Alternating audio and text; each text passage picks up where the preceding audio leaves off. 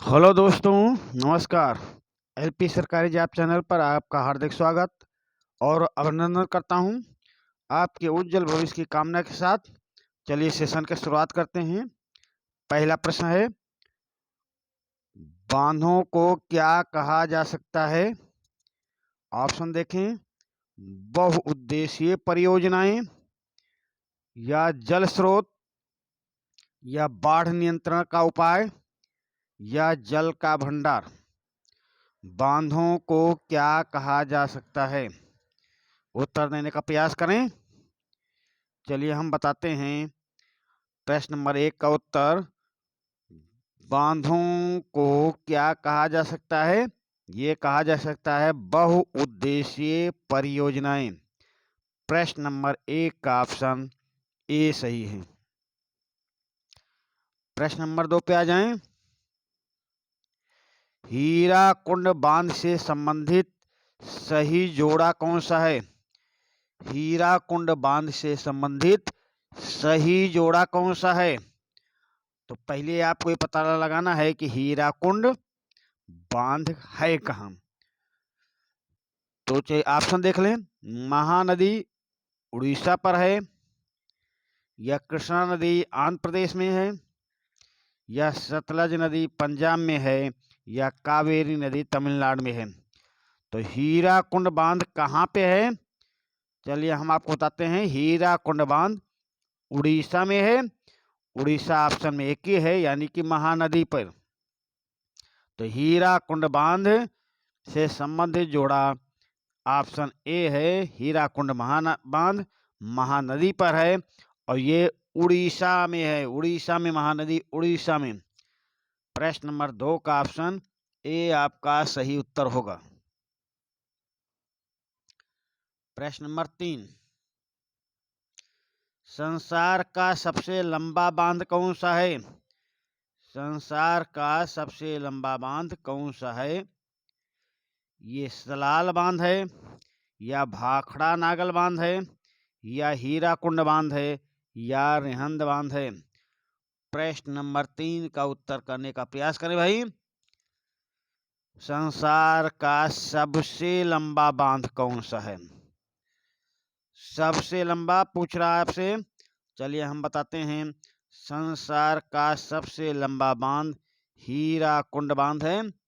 हीराकुंड बांध कहाँ पर है? ये उड़ीसा में भाई। अभी इससे पहले आप पढ़ चुके हैं, उड़ीसा में। चलिए अगले प्रश्न पे आ जाएं। संसार का सबसे ऊंचा बांध कौन सा है? अभी आपसे इससे पहले पूछा गया सबसे लंबा बांध हीराकुंड बांध उड़ीसा में है। अब पूछा जा रहा है संसार का सबसे ऊंचा बांध कौन है? ऑप्शन ए भाखड़ा नागल बांध, या सलाल बांध, या हीराकुंड बांध, या रेहंद बांध। तो संसार का सबसे ऊंचा बांध कौन सा है? बताने का प्रयास करें भाई। तो संसार का सबसे ऊंचा बांध हम आपको बताते हैं, ये है भाखड़ा नागल बांध। ये पूछ लिया जाए ये किस राज्य में है, तो भाखड़ा नागल बांध भाई पंजाब में है। पंजाब राज्य में भाखड़ा नागल बांध है। तो संसार का सबसे ऊंचा बांध पंजाब में भाखड़ा नागल बांध है। संसार का सबसे लंबा बांध उड़ीसा में हीराकुंड बांध है। अब आप दोनों प्रश्नों में अंतर समझ गए हैं, इसको याद रखने की कोशिश करना। चलिए अगले प्रश्न पे आते हैं। प्रश्न नंबर 5, विश्व में लवणीय तथा अवलवणीय जल की प्रतिशतता कितनी है?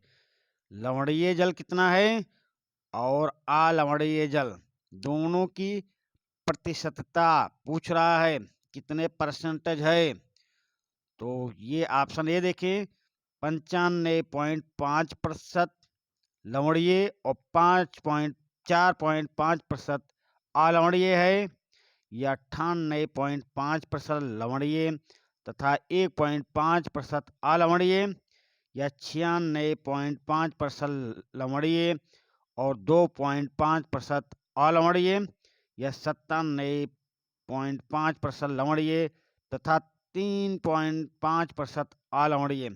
तो आपको पता लगाना है कि संसार में, पहले तो ये आप ध्यान से प्रश्न पे गौर करें कि लवणीय जल, अलवणीय जल को पीने योग्य कहा जा सकता है, लवणीय जल को पीने योग्य नहीं कहा जा सकता। तो लवणीय जल कितना है, अलवणीय जल कितना है, तो आप उत्तर करने का प्रयास करेंगे भाई। प्रश्न नंबर 5 का उत्तर करें।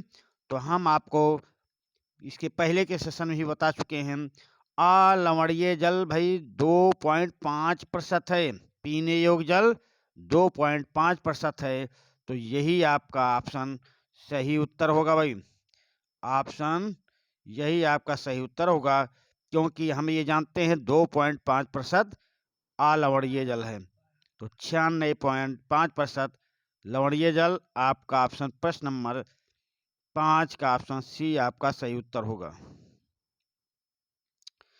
प्रश्न नंबर 6, नदी घाटी के मध्य ऊंचाई से गिरने वाला झरना क्या कहलाता है?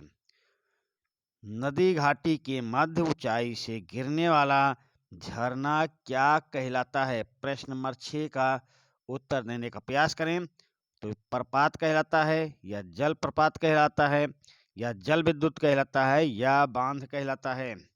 नदी घाटी के मध्य ऊंचाई से गिरने वाला झरना क्या कहलाता है भाई? ये जल प्रपात कहलाता है। ऑप्शन बी आपका सही उत्तर होगा। चलिए प्रश्न नंबर 7 पे आ जाएं। प्रश्न नंबर 7 देखें भाई। मृदा के नीचे बिछे हुए शैल छिद्रों और परतों में एकत्र होने वाला जल क्या कहलाता है? चलिए भाई बताने का प्रयास करें। मृदा के नीचे बिछे हुए शैल आस्तरण छिद्रों और परतों में एकत्र होने वाला जल क्या कहलाता है?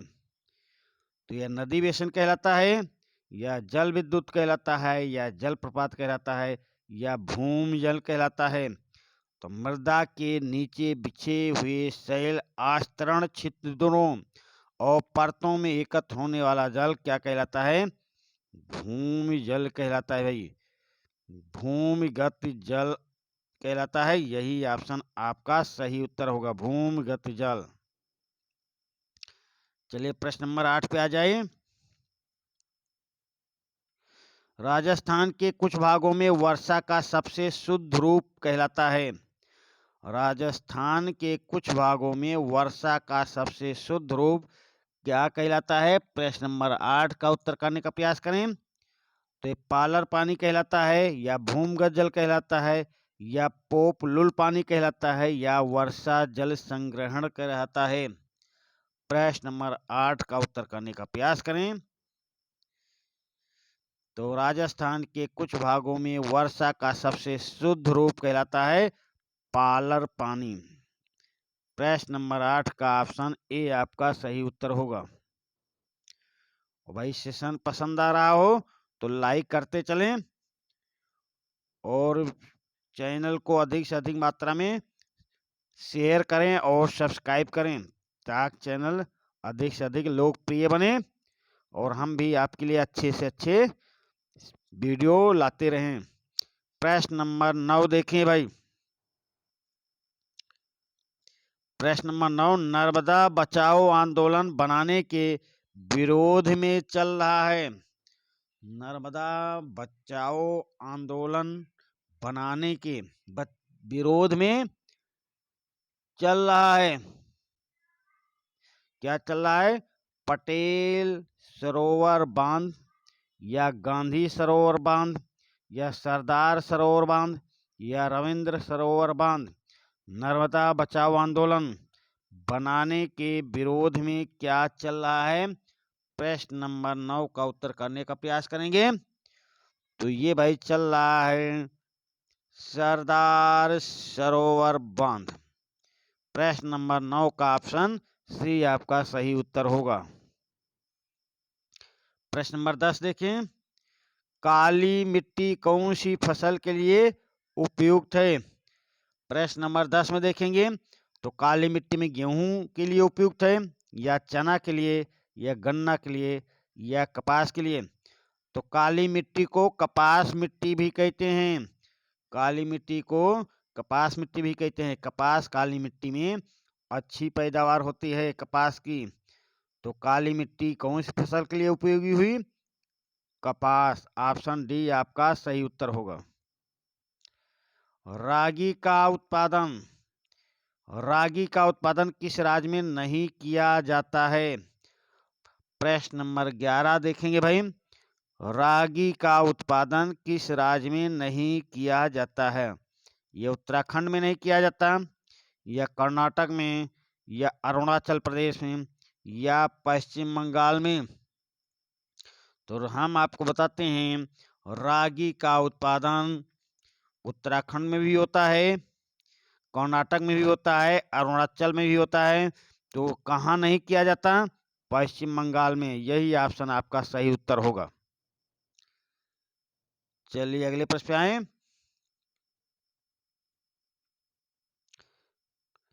ब्राजील में स्थानांतरित कृषि को क्या कहा जाता है? ब्राजील में स्थानांतरित कृषि को क्या कहा जाता है? दीपा कहा जाता है, या रोका कहा जाता है, या कोनुको कहा जाता है, या मसोले कहा जाता है। ब्राजील में स्थानांतरित कृषि को क्या कहा जाता है? प्रश्न नंबर 12 का उत्तर करने का प्रयास करेंगे। तो ब्राजील में स्थानांतरित कृषि को रोका कहा जाता है। रोका। प्रश्न नंबर 12 का ऑप्शन बी आपका सही उत्तर होगा। चलिए अगले प्रश्न पे आ जाएं। मलबरी का संबंध किससे है भाई? मलबरी का संबंध किससे है? ये जूट से है, या कपास से है, या रेशम से है, या रबड़ से है? मलबरी का संबंध किससे है? उत्तर बताने का प्रयास करते रहें, और सेशन के अंत में कमेंट द्वारा बताएंगे कि आपके कितने प्रश्न सही हुए हैं। तो प्रश्न नंबर 13 देखें भाई, मलबरी का संबंध किससे है? तो हम आपको बताते हैं, मलबरी का संबंध भाई रेशम से है। प्रश्न नंबर 13 का ऑप्शन सी आपका सही उत्तर होगा। चलिए अगले प्रश्न पे आ जाएं। अगला प्रश्न है, चावल के उत्पादन में भारत का विश्व में कौन सा स्थान है? चावल के उत्पादन में भारत का विश्व में कौन सा स्थान है? ये पहला स्थान है, या दूसरा, या तीसरा, या चौथा? आपसे पूछा जा रहा, विश्व में चावल सबसे ज्यादा कहाँ पैदा होता है, या भारत का विश्व में कौन सा स्थान है? उत्तर करने का प्रयास करें भाई। तो विश्व में चावल सबसे ज्यादा भारत में पैदा होता है, पहले स्थान पे है। चावल के उत्पादन में भारत विश्व में पहले स्थान पे है। प्रश्न नंबर 14 का ऑप्शन ए आपका सही उत्तर होगा। प्रश्न नंबर 15 देखें, इनमें से कौन सी फसल रबी की है? इनमें से कौन सी फसल रबी की है? चावल है, या चना है, या मोटे अनाज है, या कपास है? प्रश्न नंबर 15 का उत्तर करने का प्रयास करें। तो चावल के बारे में पूछा जा रहा है, या चना के बारे में, या मोटे अनाज, या कपास के बारे में। ये चारों में से कौन सी रबी की फसल है? तो रबी की फसल पूछी जा रही भाई। तो रबी की फसल में हम आपको बताते हैं, चावल खरीफ की फसल है, मोटे अनाज को भी खरीफ की फसल में रख सकते हैं, कपास को भी, पर चना ये रबी की फसल है भाई। रबी की फसल चना है। ऑप्शन बी आपका सही उत्तर होगा। मोटे अनाज में भी, रबी की फसल में मोटे अनाज भी बोए जाते हैं, पर मक्का वगैरह खरीफ की फसल है। तो आप ऑप्शन बी पे सही का निशान लगाएंगे। रबी की फसल चना है। प्रश्न नंबर 16, इनमें से कौन सी एक फलीदार फसल है? ये दालें हैं या ज्वार तिल है या मोटे अनाज हैं या तिल हैं? फलीदार फसल कौन सा है? प्रश्न नंबर 16 का उत्तर करने का प्रयास करेंगे। इनमें से कौन सी एक फलीदार फसल है?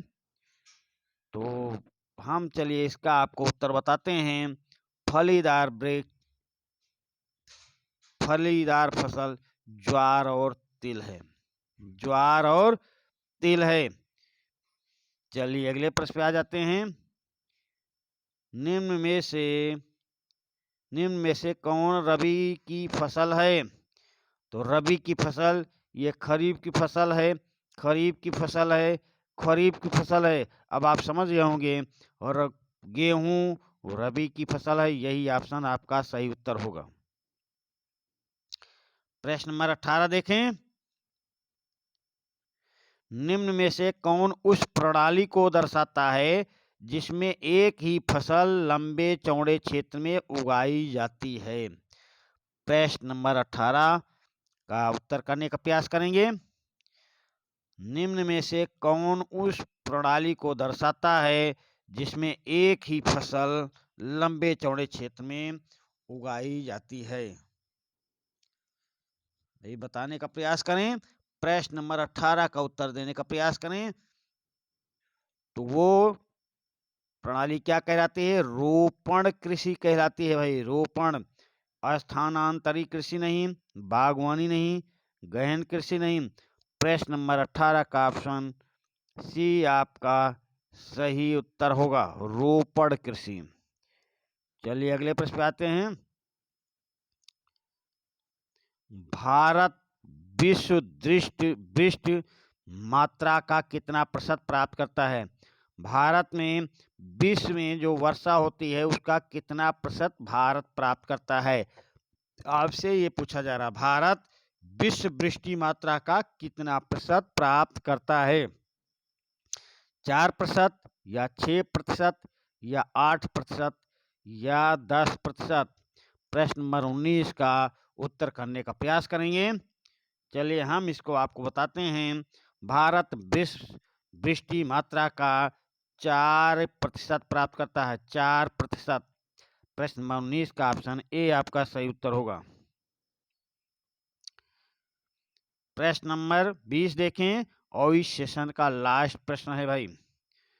विश्व में सर्वाधिक वर्षा किस स्थान पर होती है? विश्व में सर्वाधिक वर्षा किस स्थान पर होती है? ये माथेरान में या चेन्नई में या व्लादिवोस्टॉक में या न्यूयॉर्क में? विश्व में सर्वाधिक वर्षा किस स्थान पर होती है? तो हम आपको बताते हैं विश्व में सर्वाधिक वर्षा मेघालय के माथेरान में होती है। यदि अगर चेरापूंजी भी दिया रहे तब भी माथेरान ही लगाना। अगर यदि ऑप्शन में माथेरान नहीं है, चेरापूंजी ऑप्शन में दिया गया है, तब आप चेरापूंजी को ही लगा सकते हैं। तो विश्व में सर्वाधिक वर्षा किस स्थान पर होती है? माथेरान में। इसी प्रश्न के साथ हम आपके उज्जवल भविष्य की कामना करते हैं और इस सेशन का समापन करते हैं। धन्यवाद।